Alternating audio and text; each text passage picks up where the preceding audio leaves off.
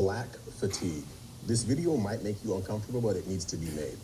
There's a growing sentiment, most recently, of individuals who are proclaiming they do have Black fatigue. And you don't have to be a non-Black person to have Black fatigue. What does that phrase actually mean?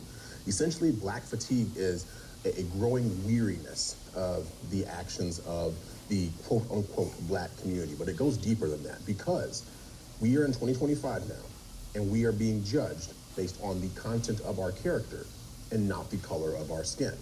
But the interesting part is, the lie that's been sold to the Black community in particular is that the color of our skin dictates the content of our character. That's why in the Black community, sometimes you'll hear people say, oh, you are acting white, when they're talking to someone like myself who doesn't act the way most people would expect a conventional Black person to act. In their minds, there is a correct way to act Black.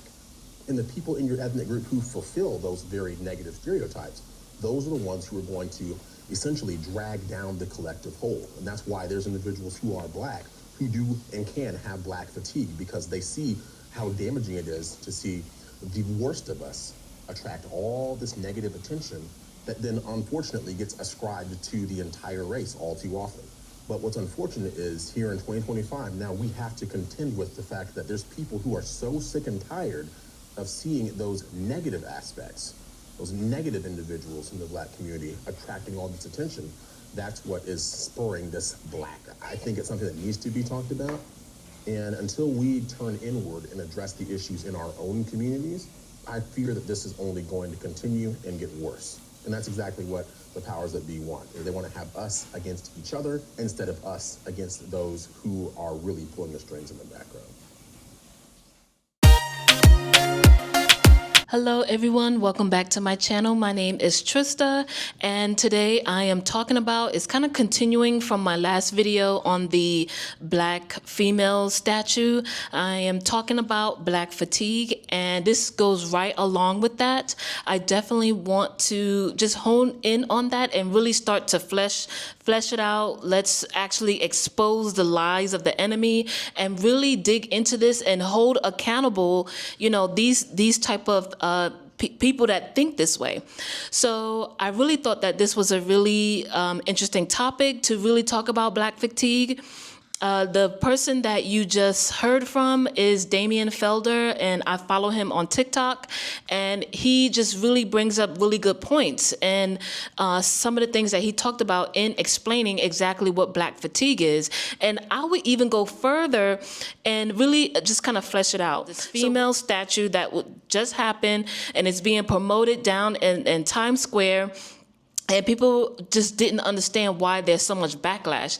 There is backlash because there is a normalizing of low standard behavior in the Black community. And a lot of people are getting upset when you talk about low standard behavior and things that has happened in the Black community that should be checked, that should be held accountable, that should no longer be okay. Why do we have artists, music artists like Sexy Red and some of these other Black artists that are promoting the idea of baby mamas and, getting a lot of money and having sex with all these women and degrading the Black community? And we're okay with that. And we spend a lot of money going to their concerts, and they're surprised when they act a certain way. This is the type of Black fatigue and low standard behavior that is being normalized, and Black people are falling victim or falling, I wouldn't even say victim, because it's almost like you're choosing. When you try to talk to people and give them or try to educate people on why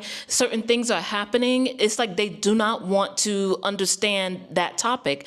Candace Owens actually talked about that on the Jason Lee podcast. She is saying, when you actually give examples and give actual facts on what happened to Breonna Taylor and George Floyd, people do not want to listen. Black Lives Matter. It's a patronizing low IQ concept, and I'm not going to acknowledge something that's meant to patronize me.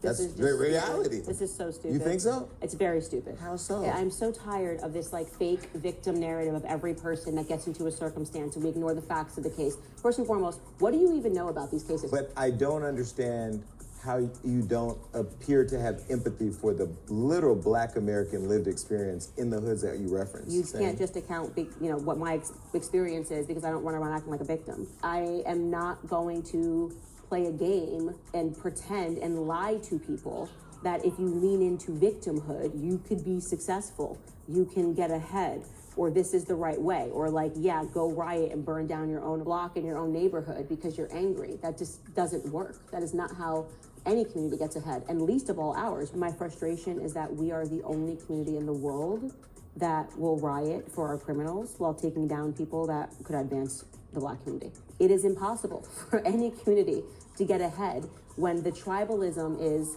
the mentality of the pact is, well, I don't want to hear any details about Breonna Taylor and what happened that night because it doesn't matter because she shouldn't have been, it doesn't matter what her boyfriend and he was dealing with, blah, blah, blah. And then that person who gets on a t-shirt and who you're flooding money to. While at the same time, we attack the people that are the intellectuals.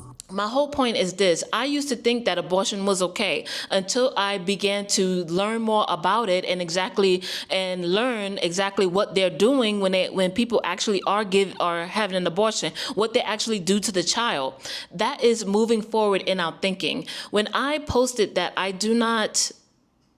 black statue in Times Square does not represent me, I got a lot of backlash saying that there's nothing wrong. She's wearing everyday clothes and, it's not about being skinny and looking like a Barbie. That is not the point. I understand that people can come and have everyday and still be healthy. They come in different sizes and shapes and still be healthy.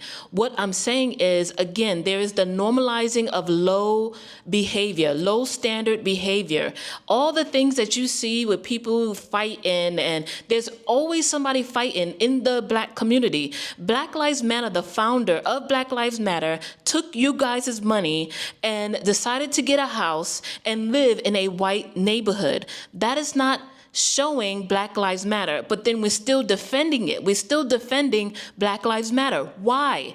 They literally stole your money. They took it under the premise that they are going to help George Floyd and their family. Did none of that. They did not do any of that, but stole your money and took it and spent it for themselves.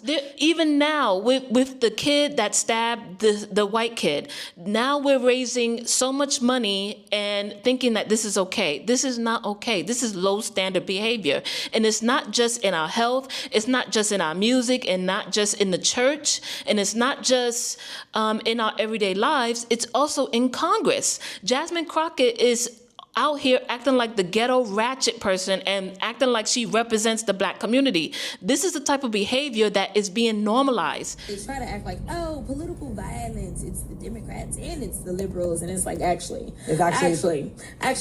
I mean, I'm not gonna say that like a left-leaning person cannot be violent, because that would be like crazy to say that somebody can't be, but baby, y'all got the white supremacists galore, okay? Like all of them. You got the Proud Boys, you got the neo-Nazis. You have people that literally should be classified as domestic terrorists, because a lot of times that is what they are doing. They are engaging in domestic terrorism, and guess what? They all align with your side. Yeah. Including the KKK. So like, I mean, this is who aligns with that. So like inherently, in like who you are, y'all are violent. Like right. Y'all, and most of your violence has to do with people that's got a little bit of melanin. But nevertheless, like y'all are a violent group of, like you attract violent actors. And like, I'm sorry, I know they tried to make Black Lives Matter out to be the most violent. What about Black Lives Matter? No. So that's the thing. Like, I want better for this community. Why do we have to keep normalizing this disgusting behavior? And when you call it out, you are the one that's being that's all these other names.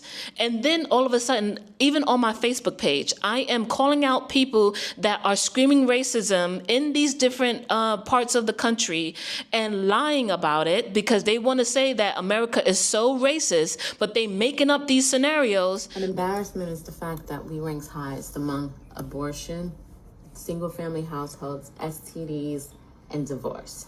That's an embarrassment. An embarrassment is that we start GoFundMes for murderers. That's an embarrassment. It's embarrassing that kids know the songs to Cardi B's WAP but can't read or write. That's embarrassing. It's embarrassing that politicians get to say things like she keeps hot sauce in her bag or they're gonna lock y'all back up in chains and they still get your vote. That's embarrassing. It's embarrassing that y'all still listen to rich celebrities telling you guys how oppressed you are. That's embarrassing. What's embarrassing is that you call me names like a bootlicker, a pick-me, a coon, but you went and lined up and got the shot not once, but 3 times. That's embarrassing. What's embarrassing is that you guys haven't woken up yet to the fact that you're being used to usher in the Antichrist one world Marxist agenda. That's embarrassing. You know, it's not an embarrassment. Someone like me, someone who's free thinking, someone who knows that it's us versus them. It's freedom versus socialism. Yeah, I'm a Trump supporter. I voted for him. This is what I voted for. And I don't care what you think. You know why? Because I don't give a shit. I really don't. This is what I wanted. This is what I voted for. Okay? So what you can do is you can thank me later. How about that? Bye. So while I think that there is definitely something that we need to talk about, we definitely need to understand that if we're going to call ourselves Christian, even after coming out of that type of behavior and we want to do better, we have to understand that once we accept Jesus and have faith in Jesus Christ, we have to understand that he makes us into new creatures. We are new creatures in Jesus Christ. So because we are new creatures, we cannot act like our old selves. What are we going to do better? And that is why I wanted to talk about this subject. What are your thoughts? Do you have black fatigue? I definitely have black fatigue. I want to do better. I want to be better even as a person. I want to be healthy. I want to learn more and I want to do better. Let's talk about it in the comments section below. Definitely comment, like, and subscribe to this channel. And again, let me know. Thank you guys so much for watching and tune into my next video. God bless.